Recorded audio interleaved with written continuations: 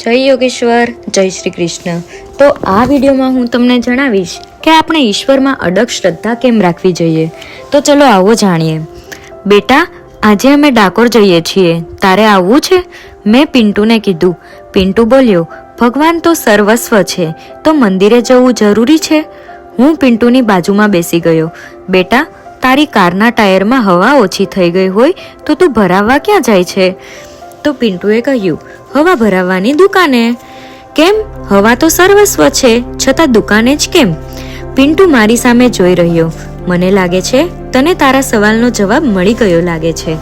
બેટા, ટાયરમાં હવા ઓછી થાય ત્યારે હવા ભરવાની દુકાને જવું પડે.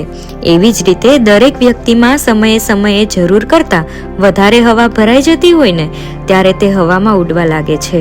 આ હવા એટલે ઘમંડ. આ ઘમંડ રૂપી હવાને વખતો વખત ઓછી કરવા મંદિરે જવું પડે છે. હવાનું યોગ્ય લેવલ નહીં સાચવો તો ટ્યુબ કે ટાયર ફાટવાની પૂરી શક્યતા છે. એવી જ રીતે દરેક વ્યક્તિઓ અસંખ્ય દુર્ગુણોથી ભરેલ હોય છે. આ દુર્ગુણો રૂપી હવા કાઢવા અથવા નિયંત્રિત કરવા વખતો વખત મંદિરે જવું ખૂબ જરૂરી છે. બેટા, એક વખત દરિયાને ઘમંડ હતો. હું આખો દુનિયાને ડૂબાવી શકું.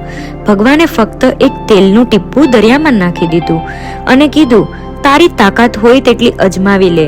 પ્રભુ કહે છે, હું 56 ભોગ ખાતો નથી હું કોઈના કપડાં ઉતારતો, હું તો ફક્ત લોકોનું ઘમંડ ઉતારું છું. યાદ રાખજે બેટા, નસીબથી સંપત્તિ મળે છે. સુખ, શાંતિ અને આનંદ તો પ્રભુની કૃપા હોય ને તો જ પ્રાપ્ત થાય અને તેને જ પ્રાપ્ત થાય. પ્રભુ સ્મરણ વગર આત્મા ઊંઘમાં પણ અશાંતિનો અનુભવ કરે છે. શરીરનો ખોરાક અન્ન છે, આત્માનો ખોરાક તો પ્રભુનું નામ છે. સુખ અને દુઃખની વ્યાખ્યા દરેક વ્યક્તિ પોતાની જરૂરિયાત પ્રમાણે અલગ અલગ કરે છે. કોઈ વ્યક્તિ પાસે મોંઘી કાર, ઘર અને બેંક બેલેન્સ હોય એટલે સુખી છે તેવું પણ માનવું નહીં. બેટા, આપણી પાસે દુનિયાનું દરેક સુખ હોય પણ મન અશાંત રહેતું હોય ને તો સમજી લ્યો આત્મા ભૂખ્યો છે. તેને નામ સ્મરણ રૂપી ખોરાક આપવાથી એ શાંત થશે. આત્મા એ પરમાત્માથી વિખૂટો પડેલ એક અંશ છે. આત્મા અને પરમાત્માનું મિલન જીવન દરમિયાન થાય તો મોક્ષ, બાકી 84 લાખ ફેરા તો લમણે લખ્યા જ છે. આ બધું કહેવાનો મતલબ એટલો જ છે કે આ સંસાર નાસ્તિક અને આસ્તિક વચ્ચે વહેંચાયેલો છે. નાસ્તિક વ્યક્તિના સંપર્કમાં આવ્યા ને તો તે ભગવાનની મૂર્તિ માત્ર પથ્થર છે તેવું સમજાવવા અને તમને નિર્થક પ્રયત્ન કરશે અને આસ્તિક વ્યક્તિ તો તેને જાગતા દેવદેવી ગણશે. જેને જેવા અનુભવ તેવી તેની વાતો હોય. બેટા, જે પવિત્ર જગ્યાએ માથું ટેકવવાથી અશાંત વ્યક્તિને શાંતિ મળે ને, હિંમત હારી ગયેલ વ્યક્તિને હિંમત મળે ને, સંસારે જ્યારે ઘરના દરવાજા બંધ કર્યા હોય ત્યારે એક આશાનું કિરણ જ્યાંથી ફૂટે એ જગ્યા કોઈ સામાન્ય જગ્યા ના હોય. ઇલેક્ટ્રિક પ્લગ સાથે ચાળો કરતા પહેલા જોઈ લેવું કે કરંટ ચાલુ છે કે નહીં. ભગવાન તો દરરોજ આપણી રાહ જોઈને બેઠો છે, પણ આપણે સમાજની ચાપલુસીમાંથી બહાર આવીએ તો ને, જ્યારે એ જ સમાજ તમને ઠેબે ચડાવે ને ત્યારે આપણે મંદિરના પગથિયા ચડીએ છીએ. ભગવાન પણ ભોટ નથી, પછી ભગવાન પણ તમને ઠેબે ચડાવશે. તું જાણે છે કે આપણે જ્યાં જઈએ છીએ ને એ જગ્યાએ લાખો લોકો માથા ટેકવે છે. ત્યાં તું માથું નહીં ટેકવે તો ભગવાનને કોઈ ફેર પડવાનો નથી. આ બધી જગ્યાએ ભગવાન જાગૃત અવસ્થામાં બિરાજમાન હોય છે. ઘણાની ભીડ ભાંગે છે તો ઘણાને ભ્રમ.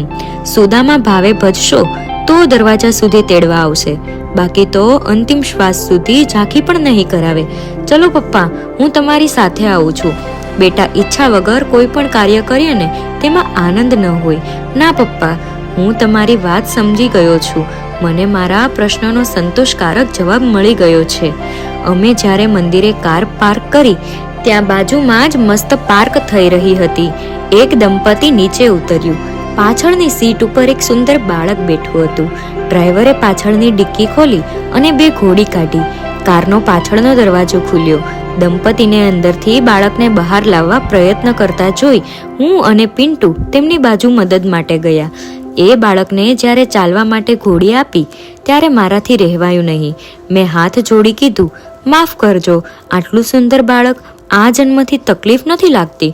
ત્યારે એ દંપતી આંખમાં પાણી સાથે બોલ્યા, સાચી વાત છે, કાર અકસ્માત થયો હતો, મંદિર સામે જોઈ એ દંપતી બોલ્યું, આ બધો ચમત્કાર મારા લાલાનો છે. બચી ગયો. પગની તકલીફ છે, પણ ડોક્ટરે કીધું છે 1 વર્ષમાં દોડવા લાગશે. અશક્ય લાગતી વાતો જ્યારે શક્ય બને ને તો સમજી લેવું પ્રભુ કૃપા વગર શક્ય નથી. અમે દર પૂનમ અહીં મેં હાથ જોડીને કીધું, શ્રદ્ધાનો વિષય છે. કોઈને મૂર્તિમાં પથ્થર દેખાય તો કોઈને પરમાત્મા. જેવી જેની દ્રષ્ટિ તેવી તેની સૃષ્ટિ. પાર્કિંગમાંથી મંદિર તરફ જતા મેં પિન્ટુને કીધું, તારા દરેક સવાલનો જવાબ મેં નહીં, ભગવાને આપી દીધો છે.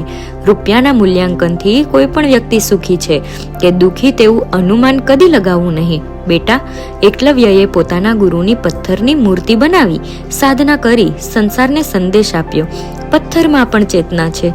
બસ સાધકમાં ધીરજ અને સંયમ હોવો જોઈએ. મોત જ્યારે માંગ્યું ન મળે ને ત્યારે આત્માએ 2 હાથ જોડી પરમાત્માને કરગરવું પડે છે. આવા દિવસો ન આવે એટલે જ તો પ્રભુની નજીક રહેવું જોઈએ અને આજ માટે ઈશ્વરમાં અડગ શ્રદ્ધા રાખવી જોઈએ. તો કેવો લાગ્યો તમને આ વિડીયો તમને પસંદ આવ્યો હોય તો જરૂરથી લાઈક અને કોમેન્ટ જરૂર કરજો. જય યોગેશ્વર, જય શ્રી કૃષ્ણ.